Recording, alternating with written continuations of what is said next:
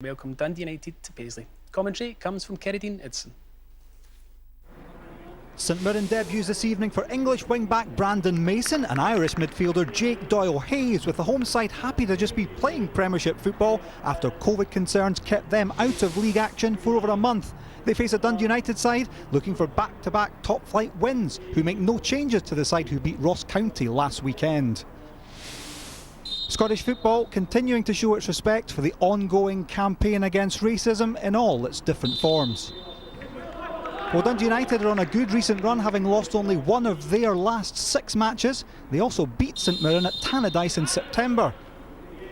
Quite a different story for the Saints, who haven't had their problems to seek on or off the park. After a promising start in which they won 2 and drew 1 of their first 4 matches, they've now lost 6 in a row in the Premiership. That man there wants more tonight to end that streak. It's Dundee United though in possession in these early stages. Bolton switches the play to his captain Mark Reynolds. Some work for St Mirren to do here. That's Harks. Shankland back to Ian Harks. Well, that's never going to trouble Anik in the St Mirren goal, but it's a sign of United's intent. Also a sign of the nice link-up play between Shankland and Harks, the American getting his shot off. No power though. Promising beginnings for Dundee United. St Mirren will take a foul there though. That's Marcus Fraser who was fouled. He wants it back quickly. Fraser forward, now McPherson. Better from St Mirren. Brandon Mason. Decent delivery from him. McGrath is there. Tate. Well, that's some really good defending in the end by Jamie Robson to thwart the St Mirren wing-back, Richard Tate. McGrath shot blocked, Tate shot blocked. Good defending from Dundee United. Decent opening from the perspective of both benches, I would say. The Dundee United throw-in will lead to a free kick there, I think. Joe Shaughnessy, has he gone through the back of Peter Pollitt, who's on the deck? Yeah, into the back of Pollitt by Shaughnessy, which means that the St Mirren rearguard might be tested by Nicky Clark's free kick. Almost onto the head of Ryan Edwards there.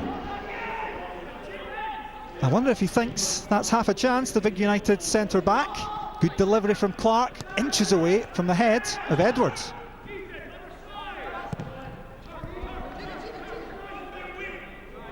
Marcus Fraser. Fraser's delivery has gone over Bolton, and that'll be picked up by Brandon Mason. Mason's looked good on loan from Coventry City. Good endeavour from him to keep going. Cammy McPherson, the flick on there. Oh, and it's very close to an opening goal. Christian Dennis with the flick, and it nearly landed at the feet of the onrushing Tate. Well, as you can see in the second half, or I hope you can see, conditions are deteriorating. Fog in Paisley is going to make this second 45 very tricky, especially for defenders like United's Conley there, as the ball comes in from Marcus Fraser. United trying to clear their lines and struggling. Could there be a chance here for Mason? Well, Brandon Mason couldn't keep that one down. Well, Brandon Mason can be very happy with his St Mirren debut, but like his teammates, just can't quite hit the target this evening.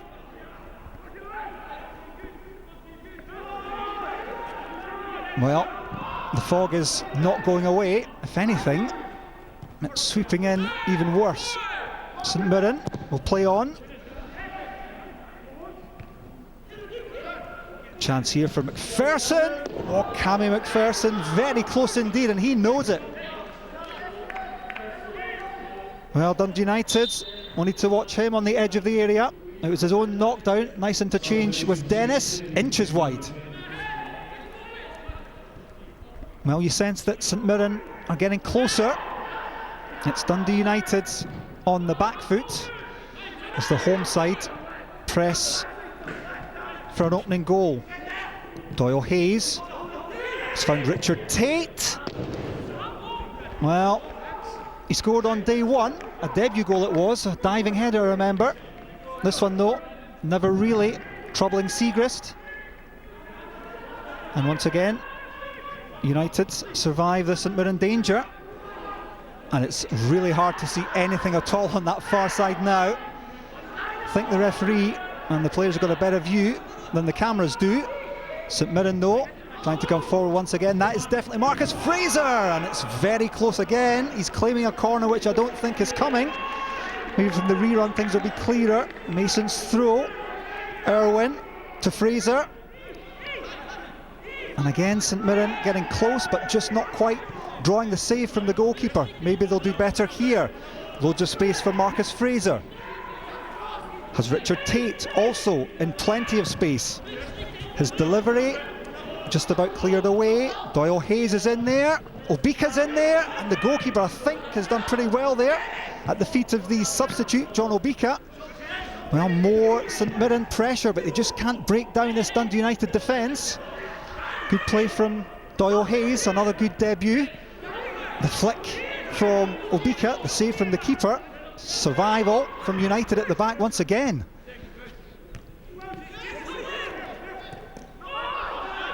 Closing stages in the Paisley fog. Foley on as a substitute to his fellow substitute Obika. Now McMullen had to be absolutely right with that challenge there. St Mirren screaming for a penalty kick. David Monroe saying no. The manager Jim Goodwin saying yes. McMullen's challenge is true. He gets the ball. Does he get a little bit of Obika in the follow through? The referee in the fog like this would have to be absolutely certain, and he says no.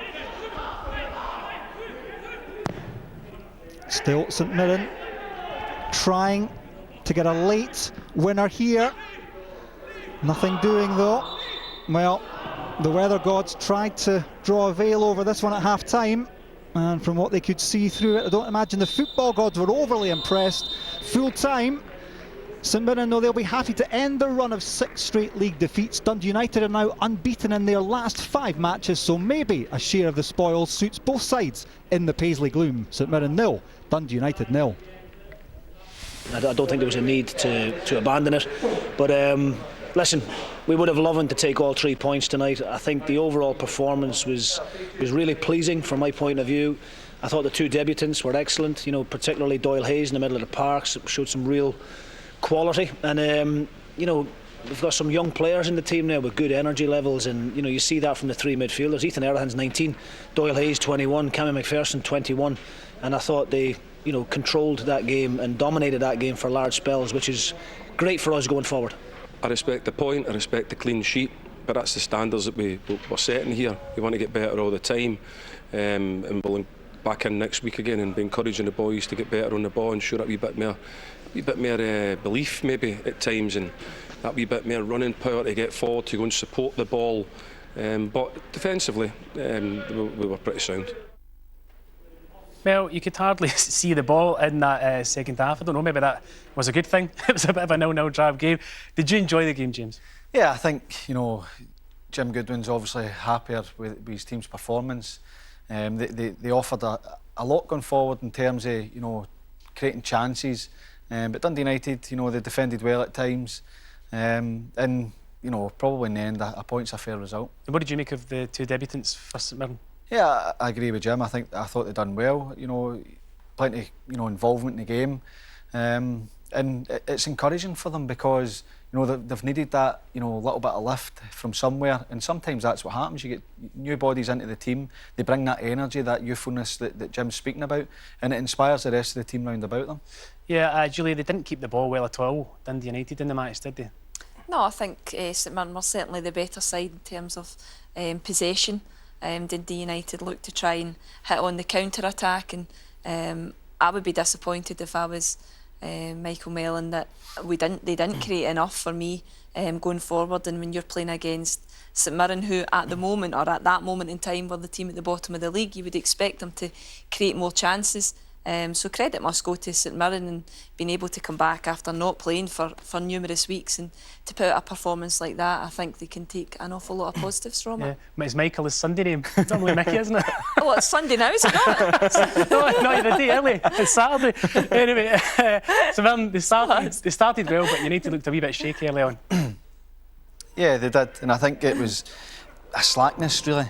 You know, they're trying to force it. Liam Smith was guilty of that early on, and St Mirren, you know, they do get bodies forward, but they fail to capitalise on it. And I think that's, you know, they are trying to sit back and hit on the break, but they have to be, you know, better in possession. They don't quite clear it either, and they give away a free kick in a dangerous area. And I think that was, you know, the start they made. There's no way you should be letting that bounce. You've got to go and meet it. In the end, they do deal with it, so you know you can't be too critical. But these are things that are, especially for St Mirren, you know, they haven't played for a while. Jim Goodwin spoke earlier in the week about, you know, being fearful that his players wouldn't be able to go and, you know, be fit enough to impact the game. And you look at, you know, Dundee United's their average position. You've got they're too deep at times, and as Julie says, they are trying to hit on the break. I don't know if that suits, you know, the players that they have at the minute. Do you think that does suit Lawrence Shankland to be playing kind of on the counter attack? They don't seem to be getting the best out of Lawrence at the minute. No, they're not. You're not seeing them they're not creating chances for him, and for whatever reason, I think when you've got a player of his quality and your strike force, then you need to do more to try and get them on the ball, and certainly get them on the ball in the final third, because he's been so deadly from that position the last few seasons. Yes, St Mirren had 16 shots, 0 on target, a bit of deja vu from last season there. Yeah, but I think, you know, as we spoke about, the new players coming in will help them because they want to get forward, they want to have an impact in the game. You thought this was a brilliant chance, Tom. I'm not so sure, but well, I liked the movement from Christian Dennis. You speak about where are the goals going to come. He looks like a striker who knows how to get in the positions to hit the back of the net. And when he plays more games, that will come. Of course, when you're having 16 shots and you're not hitting the target, you know, you need to ask questions. Is the quality, you know, good enough?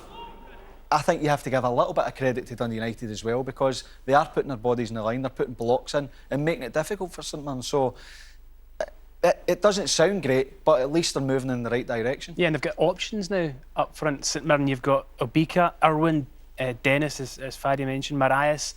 Do they need to take more responsibility collectively to get those goals? I think so, but I think you'll also need to give certain players a run in the game. You need to a run in the team. You need to have consistency, and as strikers, I think it'll just take to get that one goal, and to have your strikers playing with confidence, and quite different types of players that he's got there, so he has options to change it when they go into certain games. But they've certainly got a lot of strike force on their side. It's just about who's going to claim that starting 11 spot. Well, Obika came on as a sub. Should he have had a penalty kick?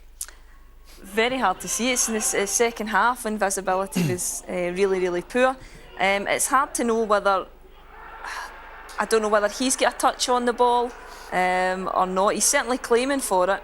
The ball changes direction. I think he maybe just gets the touch. Mullen is the one that gets the touch. There's no doubt there's contact, but if Paul McMullen slid in and won the ball, then Obika's kind of fallen over the top of him. It's tough to tell. I think in the first run, you look at it and say, oh, I'm not sure about that. We've had the chance to have a look at a few times, and I'm still not sure, to be honest with you, who gets the touch. But you know, you're claiming for it all day long. Just briefly, did you think that St Mirren looked rusty this evening after their kind of month layoff? No, I don't think they did. I think that, you know, they created enough chances, or they had enough of the ball. They could probably work it a bit better. Maybe that is a bit of the rustiness, but you know, they will continue to keep that going, and I'm sure they'll take confidence from that.